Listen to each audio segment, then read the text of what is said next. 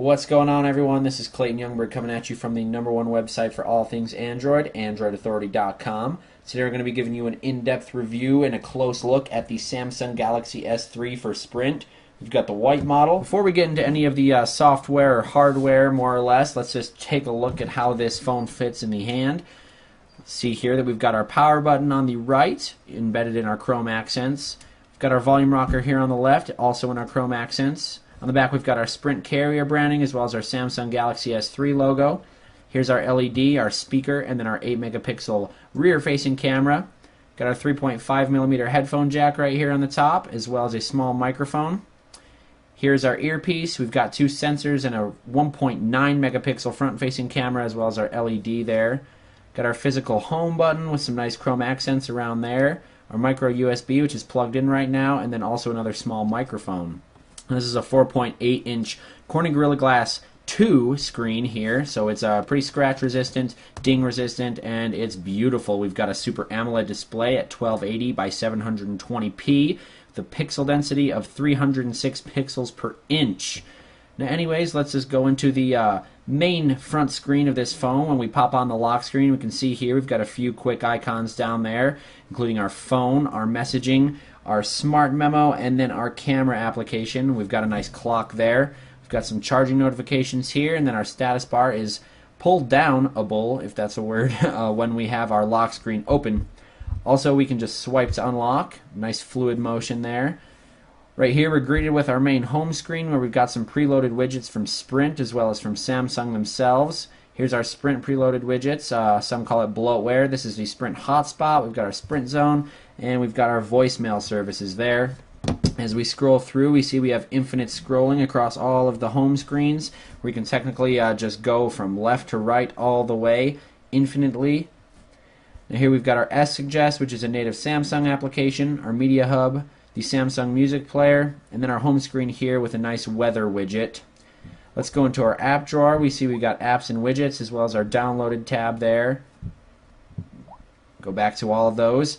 We've got our AllShare Play preloaded, some chat on. We've got Downloads Manager, a Flipboard application, Dropbox, of course. We got 50 free gigabytes of storage on there for 2 years when you buy it from Sprint. Of course, all of our Google apps such as Gmail, Google+. We've got Samsung Media Hub and Samsung Keys. Also our Sprint apps. This comes preloaded with Google Wallet. We've got YouTube. We've got our music player, S-Suggest, S-Voice, the native Samsung apps that make the Samsung Galaxy S3 stand out. And we got our widgets as well, which feature some dual clocks, contact widgets, calendar, tasks, more clock widgets. We've got our assistive light, calendar, of course. We also have infinite scrolling on the widgets and the apps, S-Suggest.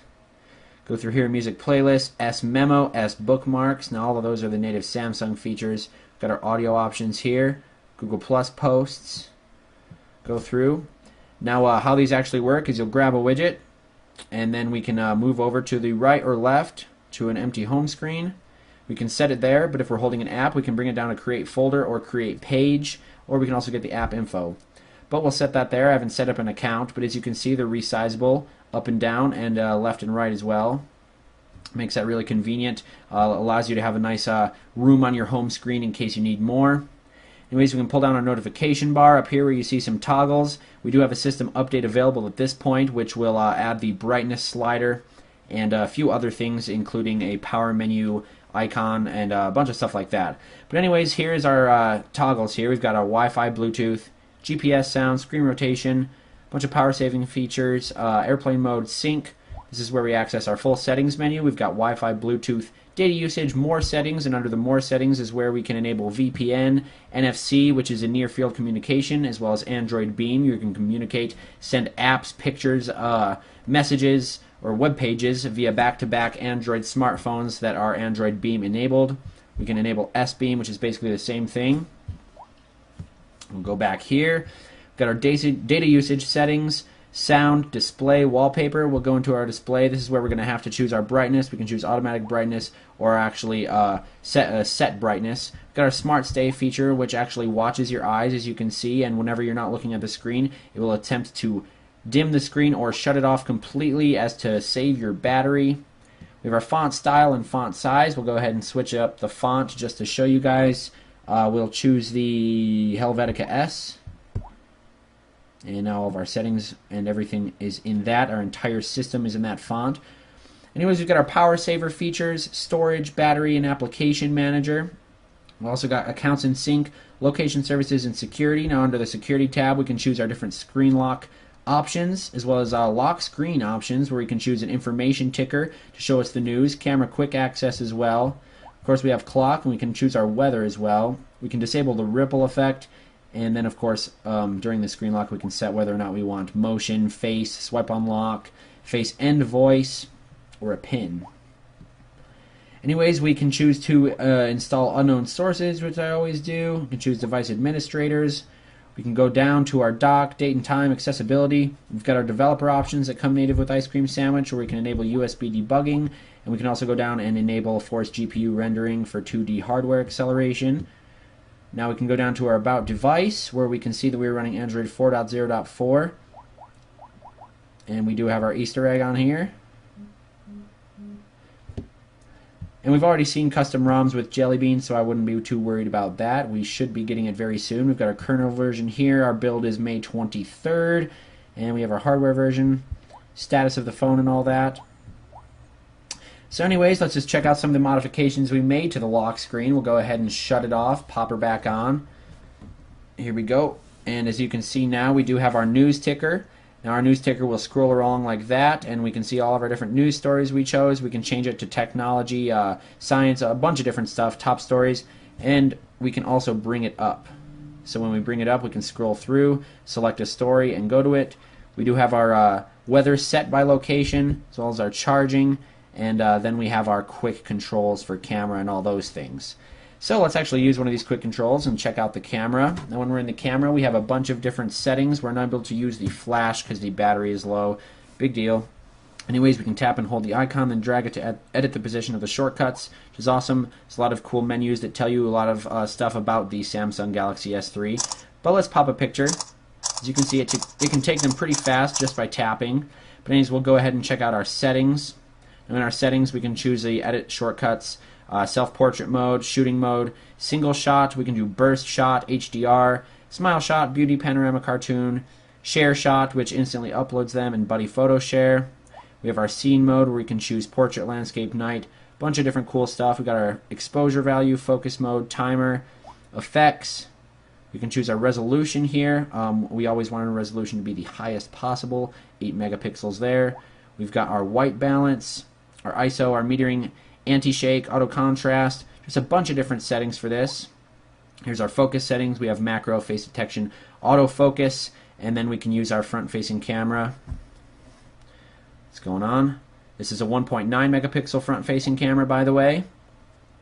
So this is just a really great camera, you guys. We can also do the video camera, and during the video camera we can adjust our focus just by tapping the screen, stuff like that.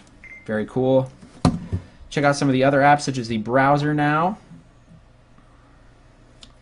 So it's going to sign in on my Google account. If you logged in on a Google account, beware, it will sign in with your Google account. You might want to sign out before you browse.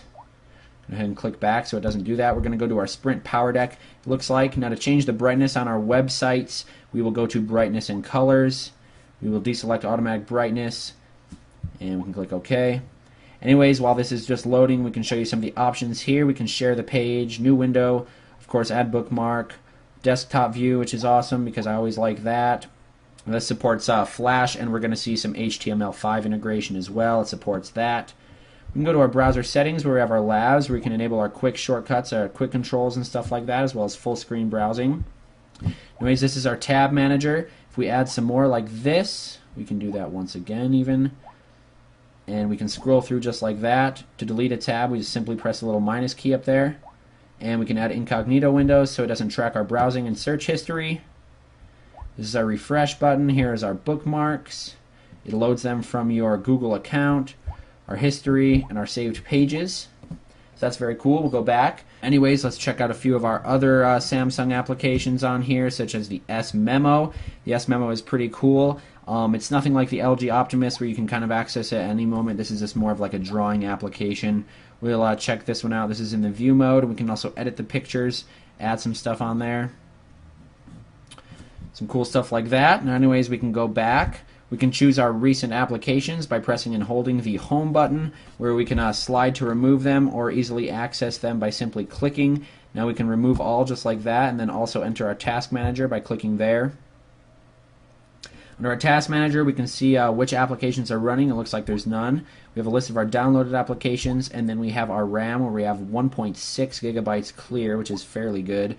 Now with 2 gigabytes of RAM, you're going to have no problem at all running as many applications as your heart desires. So anyways, guys, that was the basic rundown on the Sprint Samsung Galaxy S3. You can check out more on our website. Now we're going to have a lot of guides for cool mods you can do to this phone, as well as walkthroughs. If you guys got any questions, go ahead and leave a comment, anything you'd like to see, and we'll be right on it. Anyways, guys, stay subscribed to our YouTube channel and check our website frequently. We got plenty more where this came from.